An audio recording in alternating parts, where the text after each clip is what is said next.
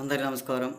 రాష్ట్ర ప్రజలకి, శ్రేయోభిలాషులకి, ప్రతి ఒక్కళ్ళకి రోజా గారు నగరి ఓడిపోయిన ఎమ్మెల్యే, ప్రతిపక్షమైన పార్టీ. మరి చదువుకున్న వాళ్లకు ఏది ఏమైనా ప్రతి ఒక్కళ్ళకు డిఎస్సి అవసరము. కానీ తమరి గారు ఏం చదివారు ఒక్కసారి చెప్పండి రాష్ట్ర ప్రజలకు. చదువుకున్నాను అన్న వాళ్ళకు కూడా చదువుకోనివ్వలేదు. చదువుకున్న వాళ్ళను కూడా మీరు చదువుకోనివ్వలేదు. మరి డిఎస్సి ఫుల్ ఫార్మ్ చెప్పమని చెప్పండి. మీ వెనుక ఉన్న వాళ్ళను, వాళ్ళకి ఏం తెలుసో ఎలా తెలుసో ఒక్కసారి చెప్పమని చెప్పండి. మరి డిఎస్సికి డిఎస్పికి తేడా లేకుండా మాట్లాడే మాటలు కూడా కొంతమందికి ఉంటాయి. అలాగే చెప్తూ ఉంటారు. ఏదో తమరి గారు ఇచ్చే 500 రూపాయలకు కకృతిపడి వచ్చి ఉంటారు. కానీ ఒక డిఎస్సికి ఒక డిఎస్పికి తేడా కూడా తెలియదు. అలా ఉంటారు జనాలు రోడ్ల మీద పిచ్చోళ్ళ మాదిరిగా నిలబడి ఉంటారు. ఒక్కసారి ఆలోచించి చూడండి, ఆలోచించుకొని మాట్లాడండి. మరి అలా వచ్చారు కదా, వాళ్ళకు ఏమీ తెలియదు. ఏమిటో ఒక్కసారి అర్థమయ్యేటట్టుగా చెప్పమని చెప్పండి. వాళ్ళకి ఎవరైనా ఏదైనా కానీ ఉంటే వాళ్ళ జీవితాలు కూడా సర్వనాశనం చేస్తున్నారు.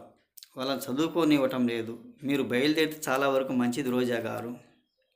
మరి పేపర్ లీకేజీ అని అంటున్నారు కదా. పేపర్ అనేది లీకేజ్ ఎక్కడ లీకేజ్ అయింది? ఏ పక్క లీకేజ్ అయింది?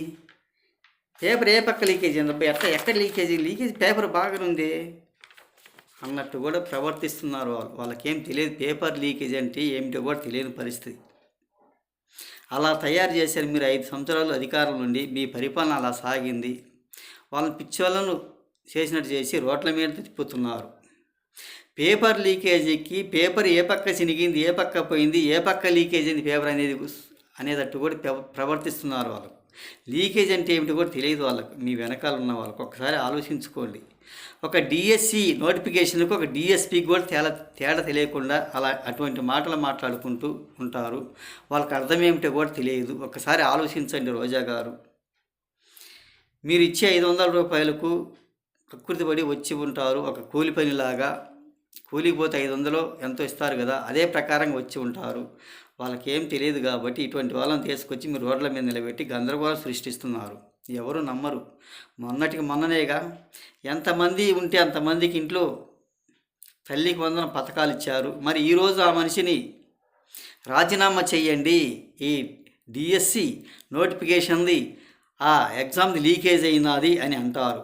ఎవరు నమ్ముతారు? వాళ్ళకి అటువంటి ఏం తెలియదు. వాళ్ళకేం తెలియక పిచ్చివాళ్ళలాగా అలా మీ వెంబడి తిరుగుతున్నారు. అలా చేశారు రాష్ట్ర ప్రజలను. ఒకసారి ఆలోచించుకోండి. ఇక మీరు బయలుదేరితే మంచిది. వాళ్ళ జీవితాలతో ఆడుకుంటున్నారు. వాళ్ళ జీవితాలను సర్వనాశనం చేస్తున్నారు. వాళ్ళు దేనికి పనికి రాకుండా పోతారు అని తెలియజేస్తూ ప్రతి ఒక్కళ్ళకి హృదయపూర్వక ధన్యవాదాలు.